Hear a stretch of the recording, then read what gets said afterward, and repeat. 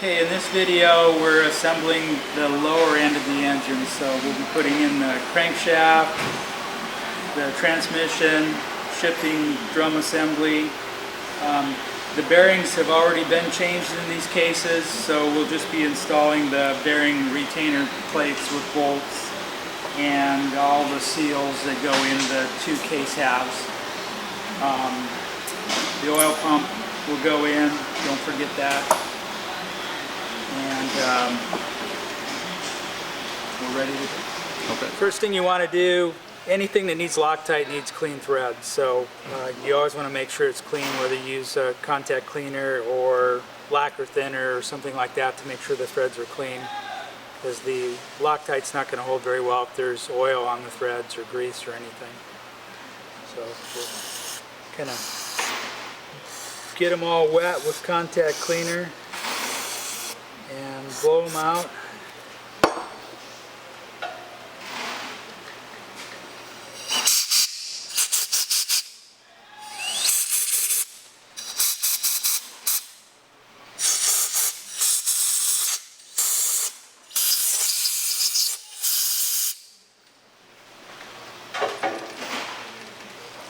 And you need to make sure the bolts are clean too.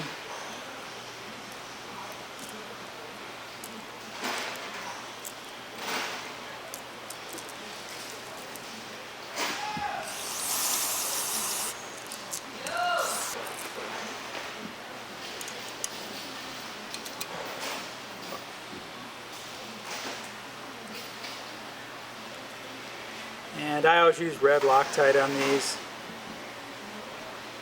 Makes it a little harder to get them out when you have to take them out later, but I should say high strength Loctite since this isn't actually red colored. Makes it a little harder to get them out later, but you can get them out. You just might have to heat them a little bit with a heat gun or a small propane torch.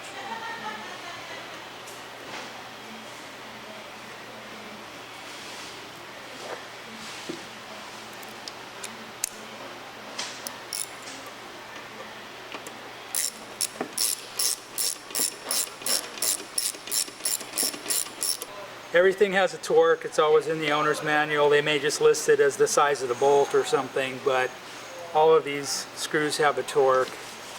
So always consult the owner's manual to see what the correct torque is on everything.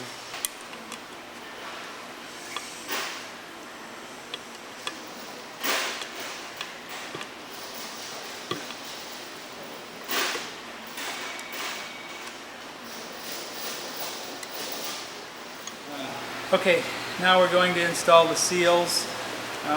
Again, make sure everything's clean. And I like to use a little high-strength Loctite to seal in place. It's not 100% necessary, but I like to do it. Don't use any kind of a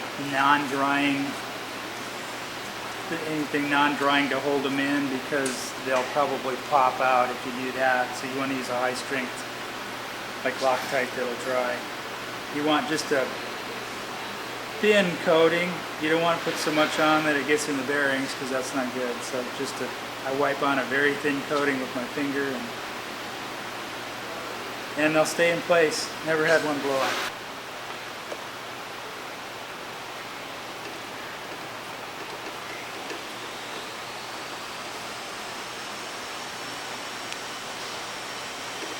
Again, clean the surfaces with contact cleaner.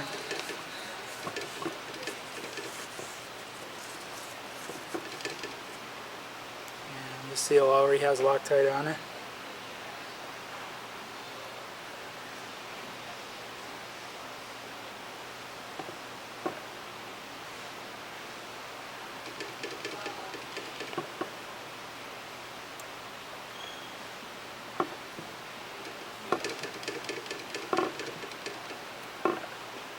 That one will need a little assistance.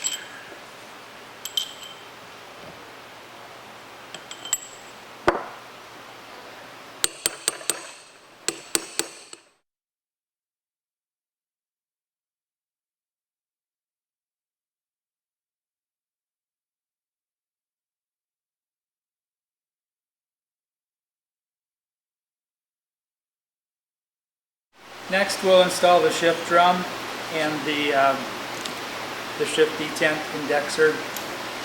Take some Loctite on this bolt. Again, I use high strength Loctite on these. You're going to make sure it stays in there. You're going to have some serious transmission problems. It's difficult to hold this shift drum when you're tightening this bolt, so we're going to step over here to the vise and show you how I hold them. Okay, I usually just clamp the shift drum and set of soft jaws on the vise. Obviously you want to be careful not to damage it in any way, but this works out the most convenient. You can also put a pin through it someplace if there's holes in it to hold it if you want to do it on the bench, but usually it's, I think, easiest just to put it in the vise and do it.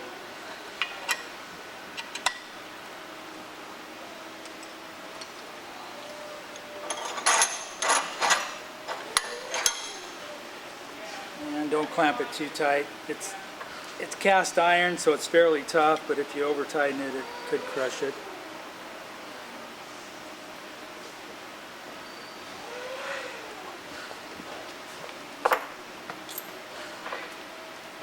Okay, and there's a pin in the end of the drum that lines up with this slot in the detent. Make sure you get that in the right place. You can tell because when you get it in the right place, you can't turn it.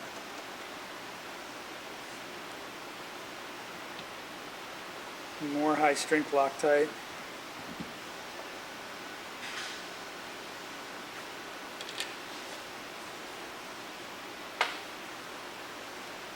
And consult with your manual to know what the correct torque is.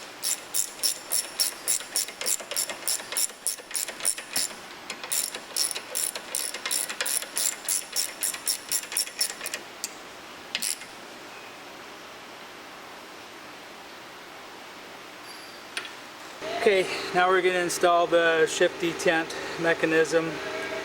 Spring's a little hard sometimes to get lined up, so when you put this bolt in, again, high strength Loctite, don't overdo it, just a little bit will work as long as the threads are clean. I like to get the bolt started and then try to get the spring lined up.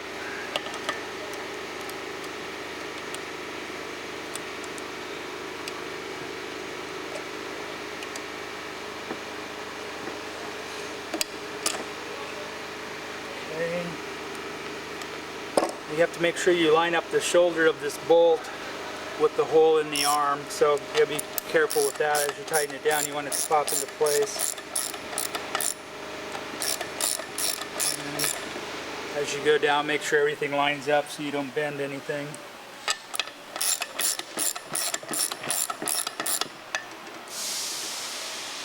And make sure it's all free before you tighten it all the way. Okay. Good.